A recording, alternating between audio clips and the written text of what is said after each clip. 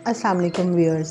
वैसे तो हम अपने इर्द गिर्द अपने बच्चों के साथ हर दिन ही बच्चों की फ़िक्र में गुजारते हैं, लेकिन नवंबर में कुछ डेज़ बच्चों के लिए मुकर्रर कर दिए जाते हैं कि ये चिल्ड्रन वीक है, ये चिल्ड्रन डे है। उस दिन हम बच्चों के लिए क्या स्पेशल करते हैं। इस दफ़ा हमने सोचा कि हम उस वीक के स्टार्ट होने से पहले ही आपसे बातचीत कर लें, ताकि हम कुछ उन बच्चों के लिए स्पेशल कर सकें, अपने बच्चों के लिए स्पेशल कर सकें, और वो बच्चे जो हैं ही स्पेशल उनके लिए भी कुछ अलग सा कर सकें। अलग करने का मतलब ये है कि इस प्रोग्राम के थ्रू मैं एक मैसेज डिलीवर करना चाहती हूँ कि हमेशा हम जो नीड होती है हमारी, हम उसको भी अलग करने की, कुछ अलग करने की फ़िक्र में, कुछ अलग करने के शौक़ में, कुछ अलग करने के तजस्सुस में अपनी ज़रूरियात को भी भूल जाते हैं या अपनी ज़रूरियात की भी कुर्बानी दे देते हैं। कुर्बानी शायद पॉजिटिव वर्ड है, हम नेगेटिवली माइनस कर देते हैं बहुत ज़्यादा डिफरेंट करने और होने के चक्कर में। तो इस दफ़ा बच्चों के लिए नॉर्मल सोचते हैं, हल्का फुल्का सोचते हैं, देखते हैं कि बच्चों की बेसिक नीड्स, बच्चों की जो बेसिक लाइफ की ज़रूरियात हैं वो क्या हैं। बेसिक नीड्स के ऊपर अगर हम जाएंगे तो हम, बच्चा तो ह्यूमन ही है, तो ह्यूमन बेसिक नीड्स के ऊपर चले जाएंगे। लेकिन जब हम डिवाइड करते हैं इस तरह से एज ग्रुप्स को, तो उसमें जो चिल्ड्रन ग्रुप आता है उसमें उनकी कुछ बेसिक नीड्स के अंदर जो हमारी भूख, खाना पीना, हमारा घर, कपड़े, उनका प्यार, उन सब के अलावा भी बच्चों की कुछ अलग से बेसिक नीड्स होती हैं। उनको देखते हैं कि वो क्या होती हैं, और इस पर हम कोशिश करते हैं कि हम अपने बच्चों की उन बेसिक नीड्स के लिए तवज्जो उनको दे सकें, और उन बेसिक नीड्स को आइडेंटिफाई करके कोशिश कर सकें कि हमने अपने बच्चों की ये बेसिक नीड्स पहले पूरी करनी है। विशफुल उनको लाइफ, और एक एलीट लाइफ, एक बहुत फैसिलिटेटिव लाइफ, वो हमारा अगला स्टेप होना चाहिए। पहला स्टेप ये होना चाहिए कि जो बच्चों की ज़रूरत है उसको तो देखें। तो चलिए बेसिक नीड्स को थोड़ा सा देखते हैं कि बेसिक नीड्स क्या हैं। अगर आप इन बेसिक नीड्स को सुनकर इसमें कुछ ऐड इन करना चाहें, आपका कोई सजेशन हो, तो वो आप हमें मैसेज कीजिए, इनबॉक्स कीजिए, ईमेल कीजिए। वो आप हमसे किसी भी तरह रब्ता करके हमें बता सकते हैं और ऐड इन कर सकते हैं। अगर हमें नहीं बताते तो अपने पास एक लिस्ट बनाइए और उसमें ऐड इन कर लीजिए। जब बच्चा छोटा होता है तो उसे सबसे ज़्यादा ज़रूरत किस चीज़ की होती है? अटेंशन की। बच्चे को अटेंशन सबसे ज़्यादा चाहिए होती है। जब आप बच्चे को अटेंशन देते हैं, तवज्जो, उसको उसका ख्याल रखते हैं। अब जो तवज्जो है, मैं आपको जो भी पॉइंट बताऊंगी उसके पॉजिटिव और नेगेटिव ज़रूर बताऊंगी, क्योंकि हर एंगल, हर जो स्टेप है वो पॉजिटिव भी है और नेगेटिव भी है। और हमारे यहाँ इस वक्त क्या हो रहा है कि जो पॉजिटिव्स हैं वो माइनस हो रहे हैं, और जो नेगेटिव्स हैं वो इम्प्लीमेंटेशन की तरफ चलते जा रहे हैं, और उसके रिज़ल्ट में जितनी भी अच्छी चीज़ें हैं वो बिल्कुल ही कहीं स्क्रीन के पीछे चली गई हैं। अटेंशन, अब अगर इस वक्त हम अपने राउंड द क्लॉक देखें तो नज़र आता है कि सुबह की घड़ी शुरू होने से रात वो घड़ी ख़त्म होने तक, यानी एक दिन के जो 12 घंटे हैं या 24 घंटे के अंदर कन्वर्ट कर दें हम, तो माँ बाप तो बच्चों को ही तवज्जो दे रहे हैं। माँ कहेंगी हम तो बच्चों से एक मिनट उनकी नज़र, उनसे नज़र नहीं हटाते हैं। तो ये तवज्जो देना नहीं है, ये तो बच्चों के साथ बहुत ज़्यादा जुल्म है जो तवज्जो हम बच्चों को दे रहे हैं। ठीक है, तो तवज्जो का मतलब है कि आप पहले खुद अटेंटिव हों और फिर उसके बाद बच्चों के साथ क्वालिटी टाइम गुजारें। उनको अपने प्यार की, जो आप उनको तवज्जो दें, अटेंशन उनकी तरफ अपनी करें, बच्चों की तरफ राग़िब हों, तो वो उसमें मोहब्बत सबसे पहले हो, प्यार सबसे पहले हो, नंबर सेकंड पर केयर हो। जब प्यार होगा तो केयर को, आप जो बच्चे की केयर कर रहे हैं वो उसको महसूस होगी। अगर हम प्यार को माइनस कर दें और सिर्फ केयर करें तो वो तो कोई भी कर सकता है। पेरेंट्स या जितने भी हमारे बड़े केयर टेकिंग करने वाले रिलेशनशिप्स हैं, घर में अगर माँ बाप नहीं हैं, कोई रिश्ता फूफो खाला कज़न चचा चाची दादा दादी कोई भी आपके पास बहन भाई बड़ा बहन भाई कोई भी अवेलेबल है, तो वो जो रिलेशनशिप्स हैं वो छोटे बच्चों को जो अटेंशन दें, उसमें सबसे पहला स्टेप है कि आप उनके साथ लविंग हो जाएं। लविंग होकर सेकंड उनकी अटेंशन है कि आप उनकी केयर करें। उनकी केयर में जब आप उनसे प्यार करेंगे तो आपको उनकी शरारत उनकी कमी वो सब आप प्यार से देख रहे होंगे, और जब आप उस नज़र से देखते हुए उनको केयर की तरफ लेकर जाएं, आप केयरिंग आइज से उनको देखेंगे, उनकी केयर करने लगेंगे, तो आपको उनकी चीज़ें नज़र आएंगी। आप उनकी सफाई की तरफ ध्यान देंगे, आप उनकी हेल्थ की तरफ ध्यान देंगे, वो क्या खाना खा रहे हैं, जैसे फूड केयरिंग है। आजकल बच्चों की ईटिंग हैबिट बहुत ही ज़्यादा ख़राब है, जंक फूड, और बच्चों ने बहुत रेस्टलेसनेस के अंदर जाकर खाना खाना है। वो जो एक डाइनिंग टेबल या फिर सबका मिलकर एक दस्तरखान पर बैठकर खाना खाना था, जिससे बच्चों की हेल्थ भी अच्छी होती थी, बच्चे ईटिंग हैबिट्स भी सीखते थे और उनके अंदर सोशलाइजेशन भी होती थी।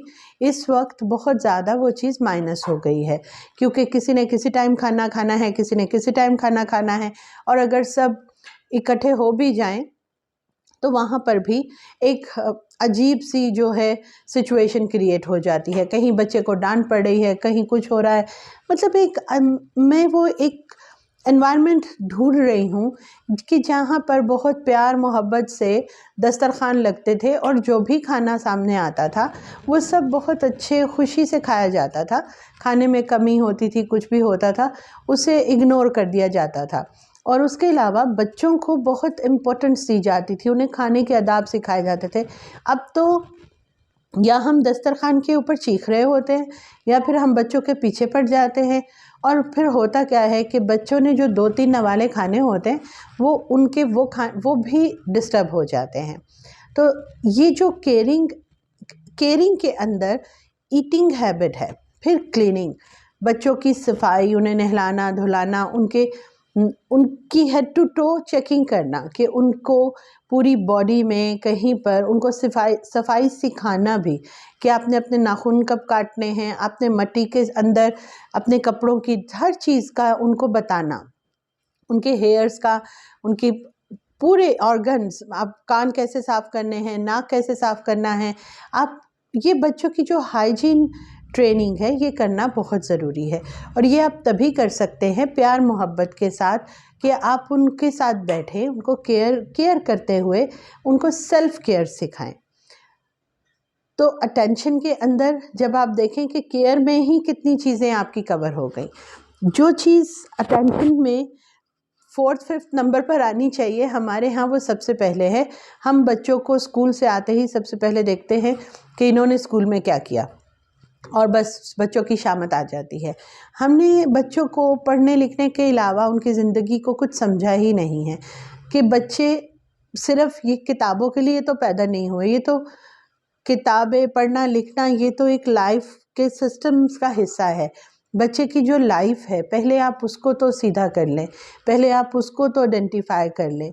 बच्चे के शौक़, उसकी हैबिट्स, उसके एटीट्यूड्स, उसके एप्टीट्यूड्स, उसकी स्किल्स, और सबसे ज़्यादा बच्चे की कैपेसिटी कि बच्चा कितनी कैपेसिटी रखता है, ये तो हमने सोचा ही नहीं है। ये सब केयर के अंदर आता है। जब आप अपने बच्चे की केयर ही नहीं कर रहे, आप चाहते हैं कि आपका हर बच्चा अरस्तू बन जाए, तो भाई उसके लिए उसकी कैपेसिटी को भी तो चेक करें कि आपका बच्चा किस चीज़ के अहल है। अब ये कोई नेगेटिव बात नहीं है, हर बच्चे की डिफरेंट कैपेसिटी है, हर बच्चे के डिफरेंट एटीट्यूड्स हैं, डिफरेंट एप्टीट्यूड्स हैं। हर बच्चा डॉक्टर नहीं बन सकता, हर बच्चा फुटबॉलर नहीं बन सकता, हर बच्चा सिंगर नहीं बन सकता, हर बच्चा क्रिकेटर नहीं बन सकता। इसका मतलब ये है, जैसे देखें हर बच्चा मजदूरी नहीं कर सकता, जाके ईंटें नहीं उठा सकता, प्लम्बर नहीं बन सकता। तो हमने ये जो स्किल्स डेवलपमेंट है, ये जो स्किल्स का एरिया है, ये तो हमने बिल्कुल माइनस ही कर दिया है, और हम अपनी सोच बच्चों के मासूम जहन जो कि हमें पता भी नहीं है उनके ऊपर वो सारा प्रेशर डाल रहे हैं। जिसकी वजह से हो क्या रहा है कि बच्चे, आप मेरी बात से सहमत हो जाइए, क्योंकि ये बात सच है कि आप बच्चों के साथ, उनके साथ बैठकर ये आइडेंटिफाई नहीं कर पा रहे कि बच्चा कितना इंटेलिजेंट है और कितना नहीं। क्यों? क्योंकि बच्चे के हाथ में मोबाइल है, मोबाइल में इंटरनेट है और इंटरनेट में पूरी दुनिया की इन्फॉर्मेशन है। और बच्चा इतना तो सीख ही गया है कि मैंने बच्चों से सीखा है कि बच्चे आजकल मोबाइल में जो वॉइस के साथ आइडेंटिफाई करते हैं चीज़ें, वॉइस गूगल का जो वॉइस ऐप है वो यूज़ करते हैं। हम सब बड़े नहीं करते यूज़, वो बच्चे सबसे ज़्यादा करते हैं। और फिर जब वो उससे चीज़ें आइडेंटिफाई करते हैं तो ये अमेजिंग भी है, ये लम्हा सोच का भी है, और शायद हम सब के लिए एक ऐसी भी चीज़ है कि शायद फिर कल बच्चों को हमारी तो ज़रूरत ही नहीं रहेगी, हम सब तो माइनस हो जाएंगे, क्योंकि बच्चे के हाथ में तो उनका माँ बाप, उनके उस्ताद, उनकी सब चीज़ें मोबाइल में मौजूद है। मुझे 1-2 दिन में इत्तेफाक हुआ और कुछ बच्चों से ऐसे देखने को और सीखने को मिला कि उन बच्चों को अपने जो उनके पेरेंट्स हैं वो वाले पेरेंट्स नहीं चाहिए, उनको वो मम्मी डैडी चाहिए जो गूगल प्रोवाइड करेगा। उन्हें मॉडर्न मम्मी डैडी चाहिए और वो एआई को कहते हैं कि हमें मॉडर्न मम्मी डैडी दे दें, और वो मॉडर्न मम्मी डैडी उनके आ जाते हैं और फिर वो अपने प्रेजेंट जो रियल पेरेंट्स हैं उनको रिजेक्ट कर देते हैं। तो आप अपने बच्चों के लिए, जो बच्चों को आपने सिखाना है, जो बच्चों की इंटेलिजेंस है, उसके लिए प्लीज़ आप खुद आइडेंटिफाई करिए कि बच्चे की स्किल्स क्या है। बच्चा जो मोबाइल से देखकर बोल रहा है वो सिर्फ़ और सिर्फ कॉपी कैट है, वो बच्चे की स्किल नहीं है। बच्चे पैरट की तरह होते हैं, वो कॉपी करते हैं और बोल देते हैं। वो बच्चे की ज़हानत नहीं है। बच्चे की ज़हानत को देखने के लिए, उसकी स्किल देखने के लिए, उसका एप्टीट्यूड देखने के लिए आप उसकी डेली रूटीन की चीज़ें चेक करें। ये केयर के अंदर है, केयर के अंदर ही आता है। हमें बच्चों से साइंस मिल जाते हैं कि बच्चा कितना मेंटली तौर पर हेल्दी है और कितना अनहेल्दी है। क्या उसको कोई मेंटली किसी भी तरह की प्रॉब्लम, कोई डिसऑर्डर, कोई उसके अंदर वीकनेस किसी भी तरह की मौजूद है, या वो किसी कमज़ोरी का, किसी डिसऑर्डर का शिकार हो रहा है या नहीं, हम ये भी केयर ही के अंदर आइडेंटिफाई कर सकते हैं। लेकिन उसके लिए इशू ये है कि हमें तो हेल्दी एटीट्यूड्स पता ही नहीं है। हम ये सोचते ही नहीं है कि बच्चा, अगर मेरा बच्चा 6 साल का है तो उसे किस तरह का रिएक्ट करना चाहिए।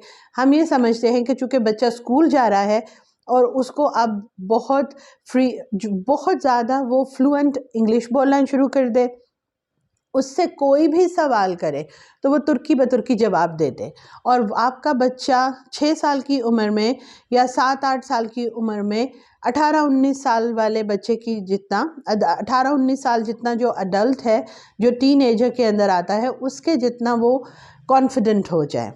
और मैंने बहुत से पेरेंट्स को देखा है कि जब उनका कोई छोटा बच्चा किसी बड़े बहन भाई को या किसी बड़े कज़न को या किसी भी बड़े को जवाब देता है, या उसका जवाब उस बड़े की जगह वो छोटा बच्चा कोई ऐसी बात कर देता है, तो हम उस बच्चे को बहुत ज़्यादा हाई प्रोफाइल में ले जाते हैं और उस बड़े को हम बहुत ही शेमफुल उसके अंदर ले जाते हैं। तो वो जो बड़ा है वो तो उसका कॉन्फिडेंस तो एक अलग बात है कि कॉन्फिडेंस उसका लो होता है या नहीं होता, उसका सेल्फ इमेज बहुत डाउन हो जाता है। और बच्चे को हम छोटा होते हुए उसका वो पूरा पर्सनालिटी का जो चक्रा है वो ही बदल देते हैं। हम उस बच्चे को सेकंड्स के अंदर उस बड़े के कंपटीशन पर लाकर खड़ा कर देते हैं कि ये तुमसे compete कर सकता है। तो एक तो ये सबसे गलत बात है। अपने बच्चों को केयर में चेक करें कि आपका बच्चा जितनी एज में है, फिज़िकल एज जो है उसकी, तो क्या उसकी मेंटल एज उतनी है, उससे कम है, उससे ज़्यादा है, और इसके लिए आपको खुद ये सोचना ज़रूरी है। तो आप इसके लिए गूगल मत करिए प्लीज़। ज़रूरी नहीं है कि जो गूगल पर इंफॉर्मेशन मौजूद है, जो वहाँ पर क्राइटेरिया दिया जा रहा है, वो इंटरनेशनल क्राइटेरिया हमारे सोशल क्राइटेरिया से भी मैच करता हो।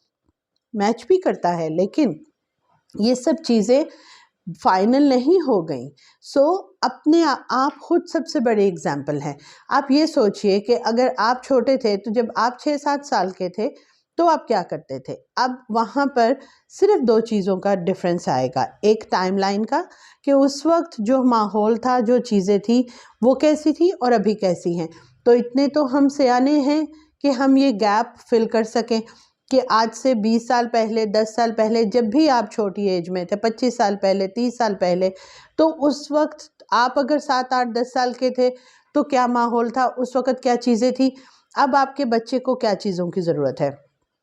कुछ बातें कल भी 2-3 पेरेंट्स के साथ बातें हो रही थी, तो कुछ चीज़ें ऐसी हैं माय डियर फ्रेंड्स जो कि कभी भी नहीं बदलेंगी। जैसे जो डेवलपमेंटल रूल्स हैं वो कभी चेंज नहीं होंगे, चाहे हम जितनी भी तरक्की कर लें, वो डेवलपमेंटल रूल्स वैसे ही रहेंगे। बच्चा वैसे ही छोटे से बड़ा होगा, कभी ऐसा नहीं होगा कि पहले साल में बच्चा 80 साल का हो जाए, ये नहीं होगा। तो जो डेवलपमेंट की चेंजेस हैं वो कुछ भी हम तरक्की कर लें वो वैसे ही डेवलप होती रहेंगी। इसका मतलब जो बेसिक रूल्स हैं हमें उनको अडॉप्ट करना चाहिए। तो बेसिक रूल में केयरिंग सबसे ज़्यादा इम्पॉर्टेंट है, और उस केयर के अंदर आप अपने बच्चे को उसके हेल्थ साइंस के अंदर बहुत से माँ बाप बच्चों की फ़िज़िकल वीकनेस भी आइडेंटिफाई नहीं कर पाते। वो ये भी नहीं देख पाते कि ये जो बच्चा उनका बार बार बीमार हो रहा है, तो एक तो मेडिकेशन बहुत ज़्यादा हम छोटे बच्चों को देने लग गए हैं, उसमें हमारी अपनी भी सहूलत है। हम बच्चों को हेल्थ डाइटरी थेरेपी के ऊपर एक्सरसाइजेज़ और एक्टिविटीज़ के लिए तो हमारे पास टाइम नहीं है, तो उससे अच्छा है कि उन्हें गोलियाँ खिला दो ताकि वो गोलियों से ही सारा कुछ ठीक कर लें। तो हेल्थ, फिज़िकल हेल्थ, उसके साथ उनकी मेंटल हेल्थ। तो यहाँ पर कुछ साइंस को हम देख लेते हैं। हम अपने यूट्यूब के ऊपर कुछ हमने पेपर्स, क्वेश्चनर्स बनाए हैं, वो भी शेयर कर लेंगे, और आप इसको हमारे जो हमारा सोल्स हीलिंग होम का पेज है, आप उस पर भी इसको फाइंड कर सकते हैं।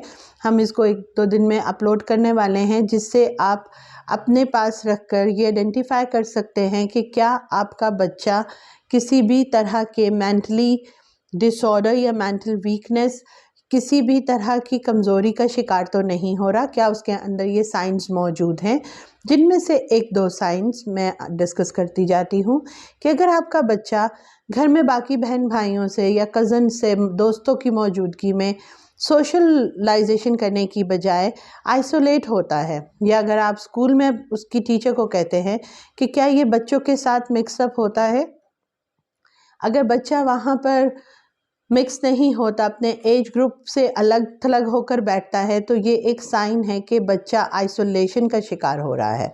इसके अलावा अगर बच्चा अपनी एज ग्रुप से छोड़कर अपने छोटे एज ग्रुप या अपने से बड़े एज ग्रुप की तरफ, उस तरफ जाता है, तो ये भी एक साइन है कि बच्चा नॉर्मली ग्रो नहीं कर। नॉर्मल ग्रो का मतलब है कि उसका मेंटल, अगर वो अपने छोटे एज से अपनी एज से छोटे एज ग्रुप की तरफ जाता है तो उसको आइडेंटिफाई करने की ज़रूरत है। बड़े एज ग्रुप की तरफ जाता है तो उसको भी आइडेंटिफाई करने की ज़रूरत है। ये दूसरा साइन है।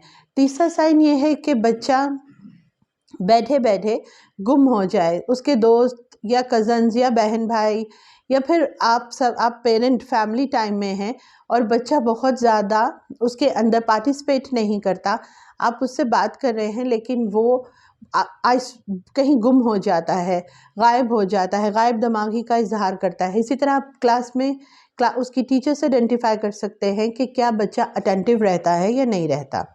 इसके अलावा तीसरा साइन जिसको आप देख सकते हैं, बहुत आसानी के साथ आइडेंटिफाई कर सकते हैं कि बच्चा जो है वो बहुत ज़्यादा, उसको किसी चीज़ में भी इंटरेस्ट नहीं होता, वो अपना इंटरेस्ट लूज़ करता जाता है। आप उससे पूछे क्या खाएगा तो वो आपको कोई ख़ास जवाब नहीं देता। अपनी क्लोथिंग में, ड्रेसिंग में, किसी चीज़ की सिलेक्शन करते हुए, कहीं घूमने जाना है, कोई प्रोग्राम देखना है, कोई विश लिस्ट वो अपनी विश का इजहार नहीं कर सकता, अपनी लाइकिंग नहीं बताता। तो ये भी एक साइन है कि बच्चे को आइडेंटिफाई करने की ज़रूरत है कि वो अपनी बात, अपनी पसंद क्यों इजहार नहीं कर रहा। तो ये भी मेंटली डिस्टर्ब होने का एक साइन है। इसके अलावा बच्चे की हाइजीन, अगर उसके बाकी बहन भाई हाइजीन में अच्छे हैं और वो अपनी हाइजीन की तरफ तवज्जो नहीं देता, वो स्लोली रिस्पॉन्स करता है, या फिर कुछ बच्चे ऐसे होते हैं जो दिन में हर बार अपने कपड़े थोड़ी थोड़ी देर के बाद ज़रा सी कुछ भी गंद लगता है तो कहते हैं इनको उतार दो, कपड़े गीले हो गए, कुछ भी हो गया, यानी ये दोनों साइंस, एक तरफ के बच्चा डिले करता है, स्लो होता है, दूसरी तरफ बच्चा बहुत ज़्यादा एक्टिव, हाई एक्टिव रिस्पॉन्स करता है, हाइपर लेवल पे रहता है।